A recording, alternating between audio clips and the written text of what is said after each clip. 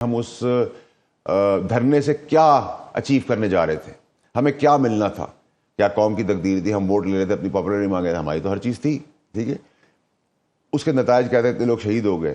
پھر کن ججوں نے فون کیے اندر، کنہوں نے گارنٹی دی، کون ان میں ہے اور کون ان میں نہیں ہے، یہ بہت سارے سوال ہیں حبیب صاحب. فیصل واڈر صاحب یہ بتائیے گا، آپ خود پاکستان تحریک انصاف کے ان لوگوں میں سے ہیں جنہوں نے اس تحریک انصاف کو پروان چڑھایا، اور میں نے خود اپنی آنکھوں سے دیکھا کس طرح آپ جلسوں میں جاتے رہے، جلسے ارینج کرتے رہے، جد و جہد کرتے رہے. آج آپ کو اپنے بانی یعنی بانی جماعت عمران خان صاحب کی حالت دیکھ کے اور اپنے دوستوں کی حالت دیکھ کے افسوس نہیں ہوتا کہ آج وہ بھوک ہڑتال کریں؟ یہ سب کل تک آپ کے ساتھ کیبنٹ کا حصہ تھا. حبیب صاحب دیکھیں، ہم تو جوان ہوئے اس پارٹی کے اندر، اس جد و جہد کے اندر، اور میں علیم خان صاحب یا جہانگیر ترین صاحب، ہم نے مورلی، ایموشنلی، فائنینشلی اپنا سب کچھ لگایا ہے اس پارٹی کے اندر، ٹھیک ہے جی.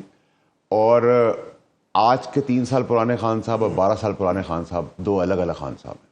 اچھا، بڑا کلیئرٹی ہے میری. دیکھیں، جب مجھے نکالا تو پارٹی چاند پہ تھی، خان صاحب آسمان پہ تھے. میں ان میں سے بے شرموں میں سے نہیں ہوں کہ معافیا مانگ کے 9 مئی کو کنڈیم کر کے آؤں اور پھر واپس ریورس کی بھی بات کروں. میں حبیب صاحب ان میں سے نہیں ہوں.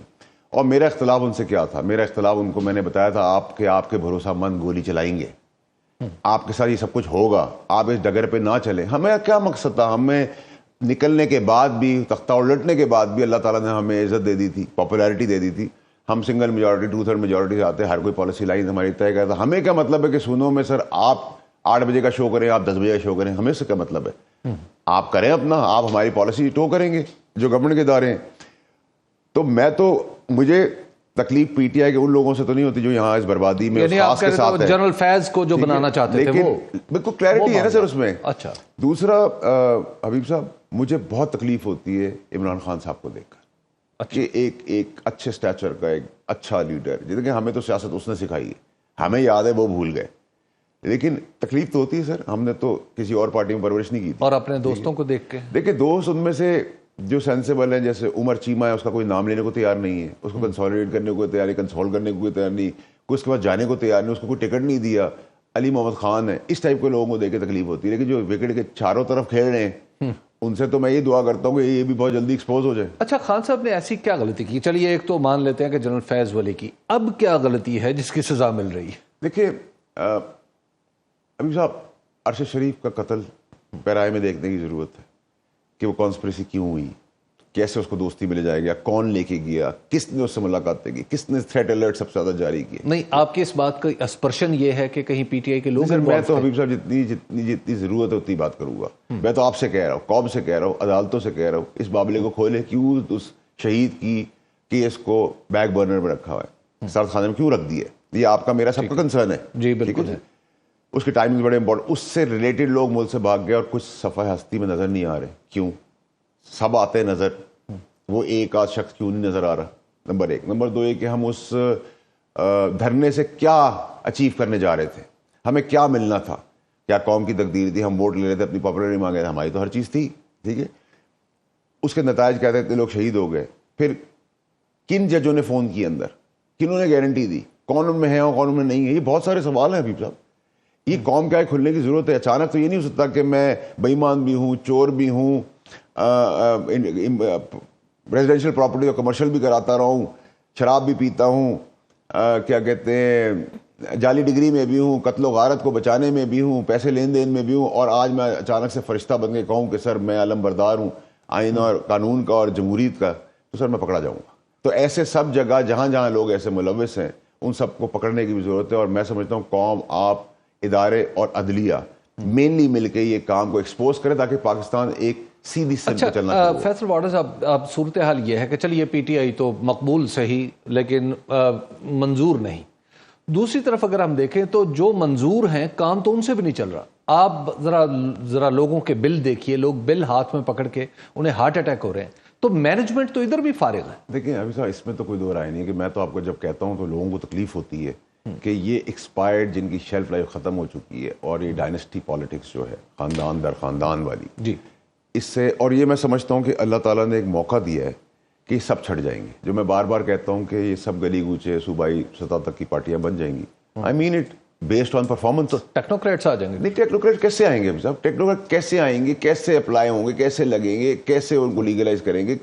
मुझे तो इसकी कोई मंतक नहीं नजर आ रही है। लीगलाइजेशन की कोई अहमियत है सिस्टम में? नहीं, वो बात अभी ठीक है, I totally agree what you are saying, मैं आपकी बात को मानता हूँ, लेकिन सर देखिए कहीं ना कहीं तो हमें फुल स्टॉप लगा के इसको शुरू करना है ना। अब जैसे मैंने आपको कहा कि पार्लियामेंट इसको डिफेंड करेगी, क्योंकि आइन की तशरीह प्रेसिडेंट के तहत, आइन के तहत नहीं, सुप्रीम कोर्ट का काम है, उसको अमेंड आप और मैं नहीं कर सकते, सिर्फ पार्लियामेंट कर सकती है। तो पार्लियामेंट अपना रोल प्ले करेगी उसके अंदर।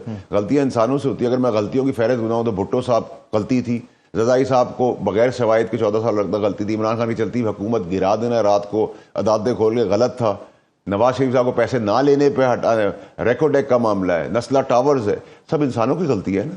इसका अजाला तो कौम भर रही है ना। फैसल साहब, ये सब छट जाएंगे, टेक्नोक्रेट्स भी नहीं आ रहे, तो फिर मुतबादिल क्या है? कुछ मुतबादिल भी तो होगा ना इनका।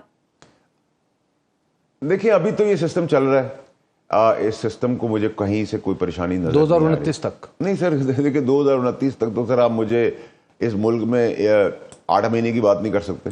अच्छा ठीक है सर, तो इस मुल्क में 5 साल तो बहुत बड़ी चीज आपने कह दी है। आपकी कही हुई बातें इतनी दुरुस्त होती हैं कि अभी ये जो आपने 8 महीने की बात की है ना, कि 8 महीने की बात भी नहीं कर सकते, तो मैंने इससे भी ये कुछ समझा है। देखिए अभी साहब मेरे, अगर आप इलेक्शन के दौरान की स्टेटमेंट्स याद रखें तो मैंने तो उसमें कहीं नहीं आगे कहा कि ये स्टेटमेंट मेरी चेंज हो गई। ठीक है, सो आप ये कहीं भी, हम भी आए थे तो ये कह रहे थे कि अभी 5 साल, अगले 5 साल और अगले 10 साल की तैयारी हो रही, उसे मारे गए। ठीक है, तो ये जो कॉन्फिडेंस है ना, और दूसरा ये कि अभी साहब सबसे बड़ा मसला इस मुल्क का ये है कि मुल्क की भाग दौड़ हमेशा चली है कमजोरियों के ऊपर। आपकी फाइल मेरी फाइल, तुम ये कर दो तो तुम्हारा ये मेरे पास, तुम ये कर दो मेरे पास तुम्हारा ये है, इसकी कमजोरी उसकी कमजोरी। मुल्क को अपने बाप की जागीर समझ के सबके दोनों हाथों से लूटा है। ठीक है, अब लूटने के बाद आप खरीद भी लेते हैं वोट। ठीक है, तो ये दस्तूर को बदलने की जरूरत है। बाप की जागीर तो नहीं, फैमिली कॉर्पोरेशन तो नहीं है। फैसल साहब, ये जो आईपीपीस का मामला यक उठा है, अब आईपीपीस के मुआहदे जिन्होंने किए हैं सबको पता है, और उसमें बहुत सारे लोग शायद आज आपके साथ सेनेट में बैठे हैं और असेंबली में बैठे हैं, बल्कि शायद कुछ काबीना में भी शामिल हैं। तो क्या ये भी प्रेशराइज करना है किसी काम के लिए? नहीं हबीब साहब, देखें वैसे तो ये काम मुशर्रफ साहब के दौर में भी हुआ है आईपीपीस का। उसके बाद सारी पॉलिटिकल पार्टी समेत पीडीएम के समेत पीटीआई के। ठीक है जी, लेकिन इसमें फौज का कहीं किरदार अच्छा भी रहा है पिछले दौर में पीटीआई के दौरान कि इसको 148 पे कर्टेल किया था।